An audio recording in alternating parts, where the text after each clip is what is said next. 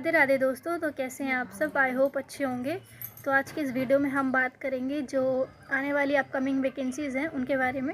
जैसे कि अभी यूपी पुलिस कांस्टेबल का एग्ज़ाम हुआ है और यूपी पुलिस कांस्टेबल का जो रिज़ल्ट जारी हुआ है उससे लड़कियां जो हैं काफ़ी ज़्यादा नाराज़ हैं। एक्चुअली जिनके अच्छे नंबर आए उनका भी नहीं हुआ है और जिनके कम रहे हैं खैर उनका भी नहीं हुआ है। तो अब जैसे कि हो गया, एग्ज़ाम हो गया है, परेशान हैं, लेकिन मैं यही चीज़ कहूँगी कि एक वैकेंसी डिसाइड आपका पूरा फ्यूचर नहीं करती है।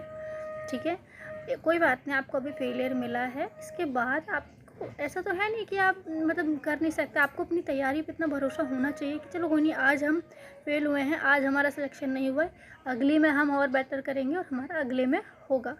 जैसे कि अभी रिज़ल्ट आने के बाद कुछ न्यूज़ आई हैं सुनने में कि एक लड़की हैं अलीगढ़ में, मैं उनका नाम नहीं लूँगी, अलीगढ़ से एक लड़की हैं, उन्होंने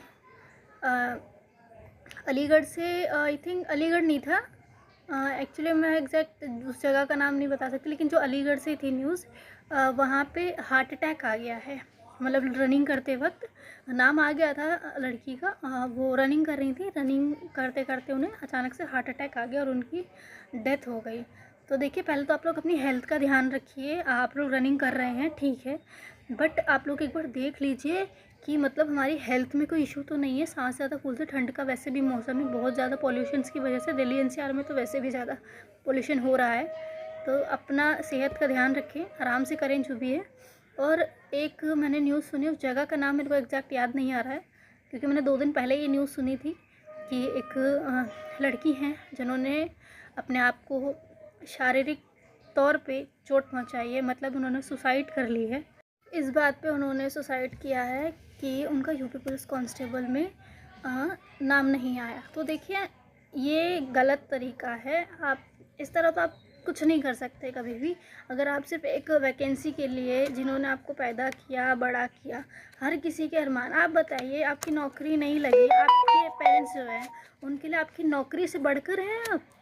नहीं है ना, आपसे बढ़कर नौकरी नहीं है। आप सही सलामत रहेंगे तो वो खुश रहेंगे। अब आप बताइए, आप एक नौकरी के लिए सुसाइड कर लेते हैं, क्या वो जीवन भर खुश रह पाएंगे? उनको जीवन भर ये अफसोस रहेगा कि हमारे बच्चे ने क्या गलत कदम उठा लिया, आज हमें अकेला छोड़ के चला गया, है ना, ये चली गई। ये बहुत गलत चीज़ है। तो देखिए, ऐसा कभी भी कुछ मत करिएगा, मैं आप सभी से रिक्वेस्ट करती हूँ, ऐसा कुछ मत करना कभी भी। तो अब आगे की बात करें, जैसे कि दिल्ली पुलिस, जैसे कि मैंने दिल्ली पुलिस 2024 दिया था, सॉरी 2023 जो था वो मैंने दिया था। तो उसमें मेरा जो है 2 नंबर से रह गया था। उसकी कट ऑफ गई थी 55 ओबीसी गर्ल्स, है ना, और मेरे 52 मार्क्स थे। मेरे को नॉर्मलाइजेशन में सिर्फ और सिर्फ 1.5 नंबर मिला था।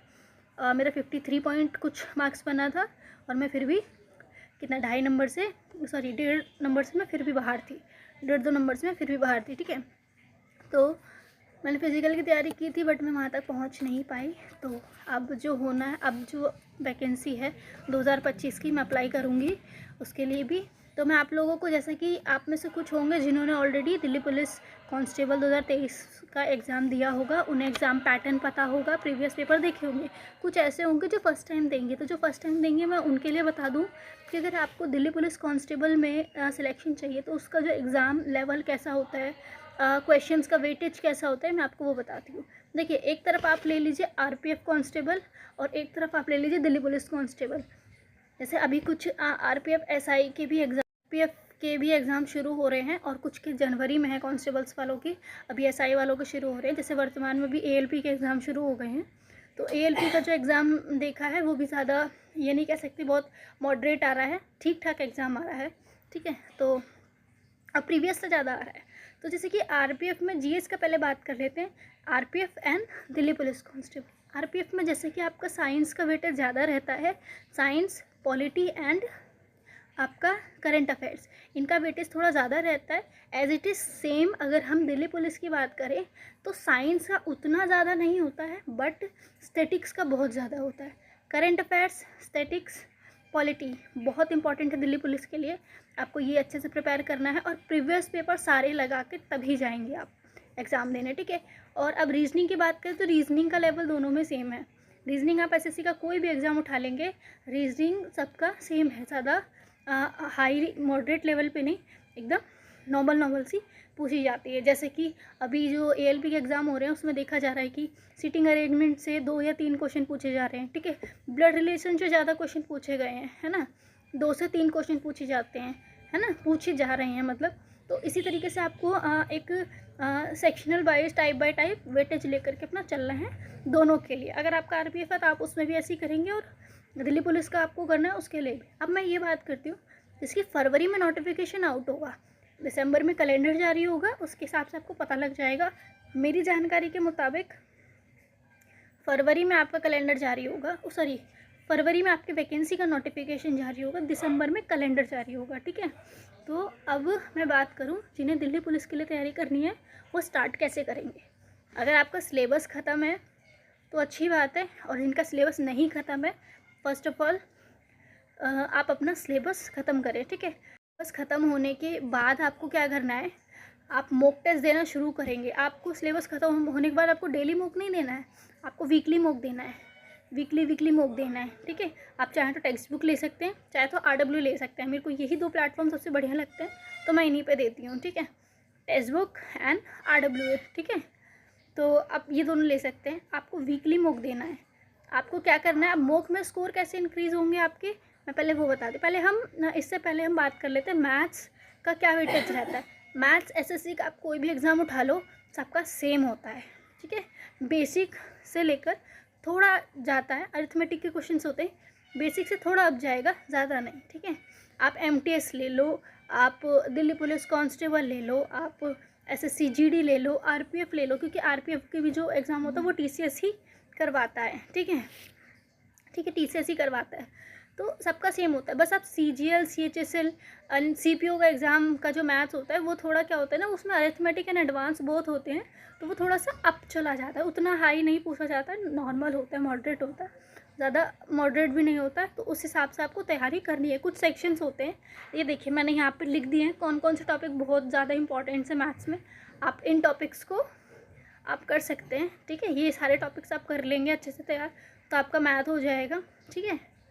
और अब बात करते हैं मॉक में स्कोर कैसे इंक्रीज़ करना है। तो देखिए मॉक में स्कोर करने का ये है, आप फर्स्ट मॉक आपने दिया, ठीक है। अब बहुत से लोगों की कंप्लेन ये होती है कि हमारे GS में स्कोर ही नहीं बढ़ रहा है। जैसे कि मेरा कौन कौन से सेक्शन ज़्यादा स्ट्रॉन्ग है और कौन कौन सा वीक है, मैं पहले आपको वो बताती हूँ। मेरा GS अच्छा है, मेरा रीजनिंग अच्छा है, बस मेरा मैथ्स में पकड़ नहीं बनती है। मैथ्स में मेरे को बहुत प्रॉब्लम आती है, जिस पे मैं अभी काम कर रही हूँ, ठीक है। तो मेरा GS में मैं क्या करती हूँ, जो मेरा अच्छा स्कोर हो जाता है, तो मेरे टारगेट जितने मैं रखती हूँ उसके हिसाब से मेरा GS में आता है। GS में क्या होना चाहिए ना, GS के लिए आप मॉक लगाते हैं, ठीक है। आपने मॉक लगाया, आपके उसमें 50 क्वेश्चन रहे, आपने देख लिया कि किस में कितने क्वेश्चन आ रहे हैं, किस में कितने क्वेश्चन आ रहे हैं, किस सेक्शन से कितने कितने क्वेश्चन पूछे जा रहे हैं। जैसे 2 क्वेश्चन करंट अफेयर से पूछा, 4 क्वेश्चन स्टैटिक्स से पूछा, ठीक है। फिर 4 क्वेश्चन आपके पॉलिटी से भी पूछ लिए, 2 क्वेश्चन आपके साइंस से पूछ लिए, 2 क्वेश्चन आपके 2 से 3 क्वेश्चन आपने इकोनॉमिक्स से पूछ लिए, 4 से 5 आपके जियोग्राफी से पूछ लिए। ऐसे आप डिवाइड करते करते, है ना, अलग अलग सेक्शन से कुछ ना कुछ क्वेश्चन आपके पूछे गए। फर्स्ट जब आप मॉक दे लेंगे तो आप देखेंगे आपने गलत कौन कौन से करे हैं, सही कौन कौन से करे हैं। और जो आप सही कर रहे हैं ना, उसमें आपको ये भी देखना है कि आपने कितने क्वेश्चनों पे तुक्का मारा है और कितने क्वेश्चन ऐसे हैं जो आपको सच में आते थे, ठीक है, आते थे। तुक्का आपको ये नहीं मारना है कि क्वेश्चन कभी पढ़ा ही नहीं, पता ही नहीं, ये पहला वाला हो सकता है, उस पर टिक मार दिया, ऐसे करो तो गलत हो जाएगा। 50-50 ये लगा करो, क्वेश्चन आपने कहीं ना कहीं पढ़ा था बट आपको आंसर एग्जैक्ट उसका याद नहीं आ रहा, 2 ऑप्शन में आपको डाउट है, या तो ये वाला हो सकता है या ये हो सकता है। बाकी के जो 2 क्वेश्चन थे आपने उन्हें एलिमिनेट कर दिया, ये नहीं होगा। उनमें आप 50-50 लगा सकते हैं, या तो ऊपर वाला या तो नीचे वाला, ऐसे करके आप कर सकते हैं, ठीक है। तो इस तरीके से आपको चीज़ें करनी है, ठीक है। अब ये बात करते हैं, आपको देखो मॉक के लिए ना GS के लिए एक अलग से कॉपी बना लीजिएगा आप।